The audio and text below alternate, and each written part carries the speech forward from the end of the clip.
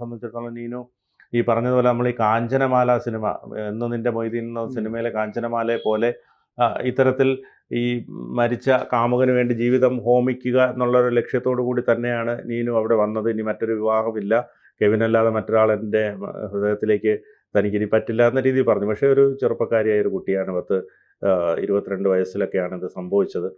സ്വാഭാവികമായും അതിന് ജീവിതം ഉള്ളതാണ്. അതുകൊണ്ട് കെവിൻ്റെ മാതാപിതാക്കൾ അത് മുൻകൂട്ടി കണ്ട് അവർ കുറേ വർഷങ്ങൾ കൊണ്ട് അവളെ പറഞ്ഞ് മനസ്സിലാക്കി മറ്റൊരു വിവാഹത്തിലേക്ക് കൊണ്ടുപോയി. അതൊരു നല്ല ഒരു കർമ്മം തന്നെയാണ് അവർ ചെയ്തത്. കാരണം അവരുടെ പ്രായം കൂടി വരുന്നു. ഇതുപോലൊരു കുട്ടിയെ ഇനി സംരക്ഷിക്കാൻ ഇവരുടെ പ്രായാധിക്യം മൂലം പിന്നീട് പറ്റാതിരിക്കും. പിന്നെ ആ കുട്ടിയും അതിൻ്റെ ഒരു ജീവിതം മുഴുവൻ ഹോമിക്കപ്പെടാൻ അവർ അനുവദിച്ചില്ല. വയനാട് സ്വദേശിയായിട്ടുള്ള ഒരാളുമായുള്ള വിവാഹമാണ് കഴിഞ്ഞു എന്ന രീതിയിൽ വാർത്തകൾ വരുന്നത്. ഏതായാലും ഒരു കെവിൻ്റെ ആത്മാവിനടക്കം അതിൽ ഒരു സന്തോഷിക്കുന്നുണ്ടാവും. കാരണം താൻ മൂലം ഒരു കുട്ടി ഇങ്ങനെ ജീവിതം മുഴുവൻ ഹോമിക്കപ്പെടേണ്ടതല്ലല്ലോ സ്വാഭാവികമായി.